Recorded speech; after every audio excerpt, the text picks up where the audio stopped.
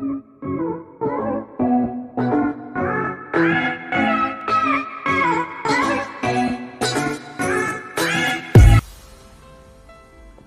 Students, class 9 के math के lecture में आपका स्वागत है। आज हम एक्सरसाइज 4.1 लेकर आपके सामने प्रस्तुत हुए हैं और आज के लेक्चर में ही एक्सरसाइज पूरी कंप्लीट हो जाएगी। ठीक है, तो इस लेक्चर को बड़े ध्यान से आप सुनिएगा, स्टार्टिंग से लेकर एंड तक। बहुत ही इजी क्वेश्चंस हैं। यदि आप इसको एक बार समझ गए तो आप इसके जैसे क्वेश्चंस और भी कर सकते हैं, चाहे वो आर एस अग्रवाल हो, आर डी शर्मा हो या कोई भी दूसरी बुक हो। ठीक है, तो आज के लेक्चर में आप बने रहिए और यदि आप अभी मेरे चैनल पर नए हैं तो उसको सब्सक्राइब कर लें ताकि मेरे द्वारा अपलोड किए गए वीडियो आपको तुरंत मिल सकें। और यदि आपको वीडियो पसंद आए तो उसको शेयर और लाइक करना ना भूलें। और अगर कोई डाउट होता है लेक्चर सुनने के बाद तो आप मुझसे कमेंट करके पूछ सकते हैं। ठीक है, तो चलिए शुरू करते हैं आज का लेक्चर। और उसका पहला क्वेश्चन क्या है, देखते हैं। The cost of a notebook is twice the cost of a pen. तो इस क्वेश्चन में हमारे पास दो वेरिएबल हैं। कौन कौन से? एक तो है नोटबुक की कॉस्ट और एक है पेन की कॉस्ट। ठीक है, करना क्या है, write a linear equation in two variable to represent this statement. तो ये जो पहली लाइन है इसको रिप्रेजेंट करते हुए हमें एक ऐसी इक्वेशन बनानी है। मतलब हमें एक ऐसी लीनियर इक्वेशन बनानी है जिसमें दोनों वेरिएबल का यूज हो और वो पहली लाइन के स्टेटमेंट को जस्टिफाई करता हो।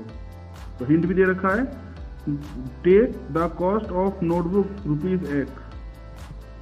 आपको नोटबुक की जो कॉस्ट है उसको ₹X लेनी है और जो पेन की कॉस्ट है उसको लेनी है ₹Y। ठीक है, तो चलिए देखते हैं इसको। तो कह रहा है कि the cost of a notebook, तो पहले आप लिखेंगे late the cost of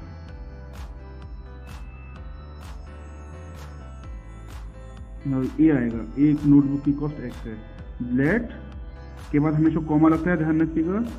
late, suppose, so, then, इन सब के बाद कॉमा लगता है। Let the cost of a notebook is equal to ₹X।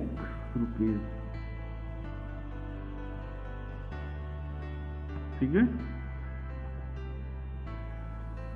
Late the cost of a notebook is equal to ₹X। माना एक नोटबुक की कीमत कितनी है? ₹X है।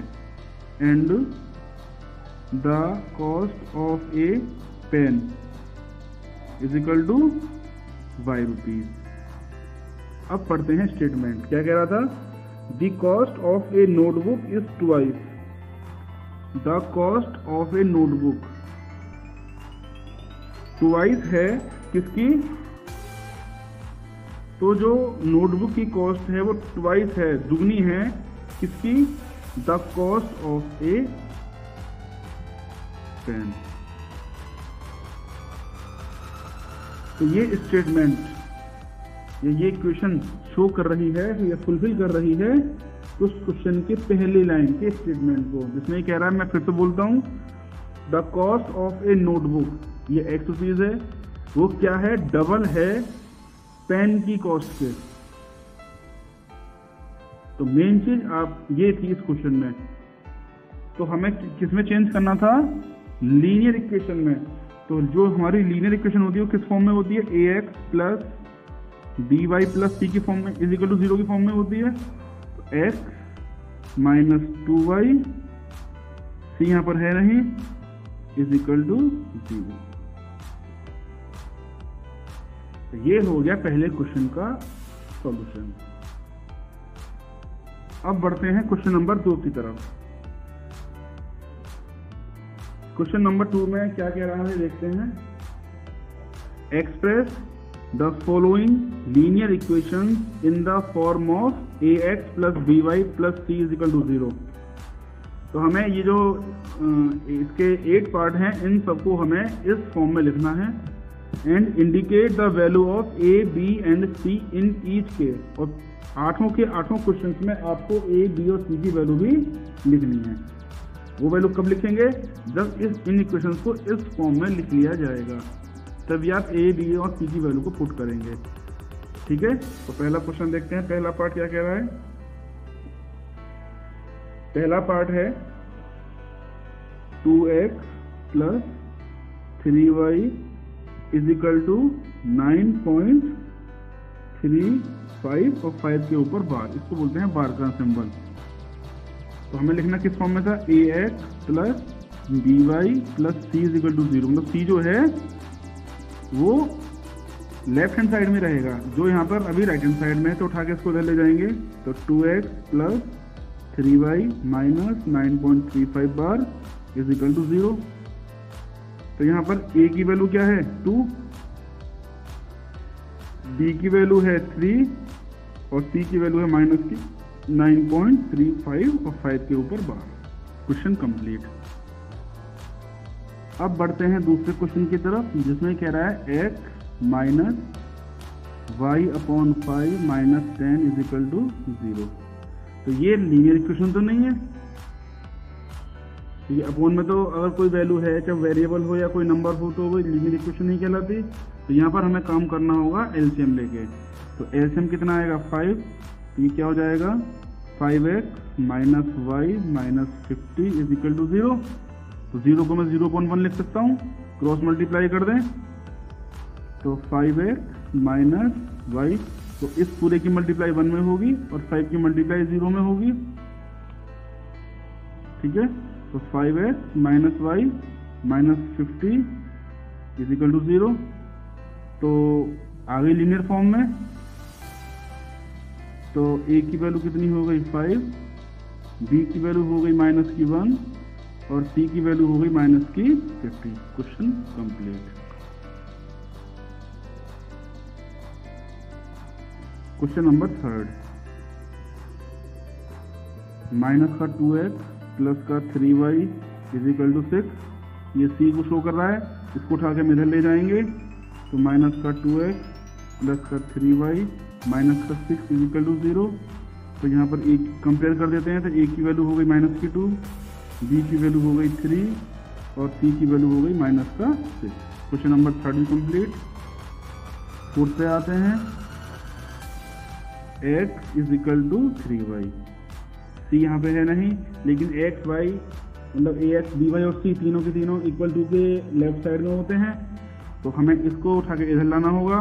जब हम साइड किसी भी नंबर का किसी भी नंबर की साइड को चेंज करते हैं तो साइन चेंज होता है। तो ये प्लस में है, उठ के इधर आएगा तो माइनस में हो जाएगा। तो क्या बनेगा? x minus 3y is equal to 0। आधा पार्ट कंप्लीट। और a, b और c की वैल्यू पुट करनी है। तो अब सबको पता पड़ ही रहा होगा, a की वैल्यू 1 होगी, b की वैल्यू माइनस की 3 और c यहाँ पे है नहीं, तो c की वैल्यू हो गई 0।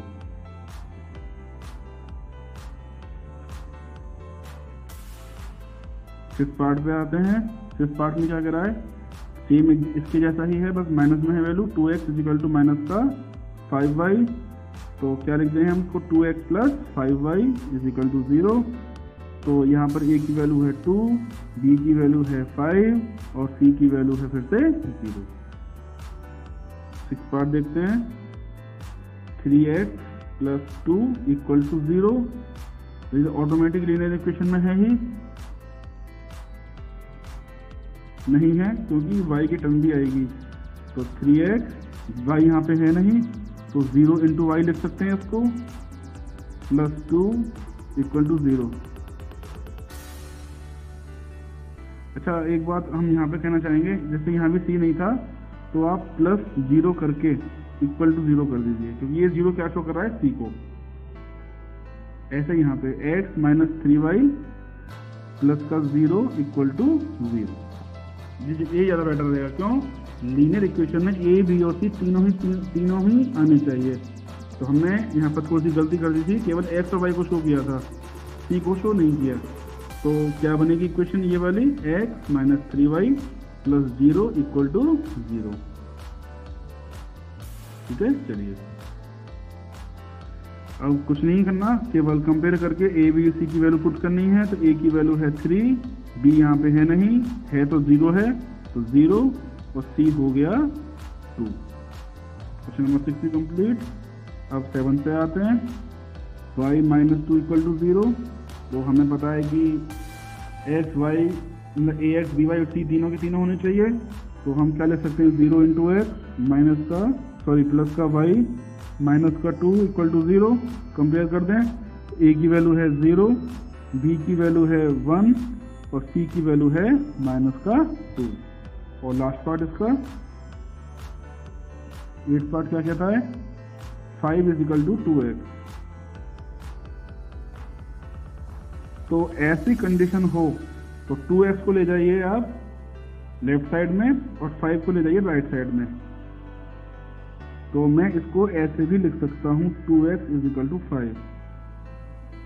तो कहने का मतलब क्या हुआ, अगर पेन ऐसे है तो मैंने इसको ऐसे कर दिया, इधर की इधर आ गई और इधर की इधर आ गई। ठीक है, मतलब अब भी दोनों इक्वल टू के दोनों तरफ हैं, तो आप इसको ऐसे कर सकते हैं। अब हमें पता है कि ए एक्स बी वाई और सी तीनों के तीनों लेफ्ट साइड में होने चाहिए। तो ये जो सी है 5 ये राइट साइड में है, तो ये भी उठ के एक्स के पास आएगा। तो क्या बनेगा, 2x, वाई है नहीं तो 0 इंटू वाई लिख देंगे, माइनस का 5 इक्वल टू 0।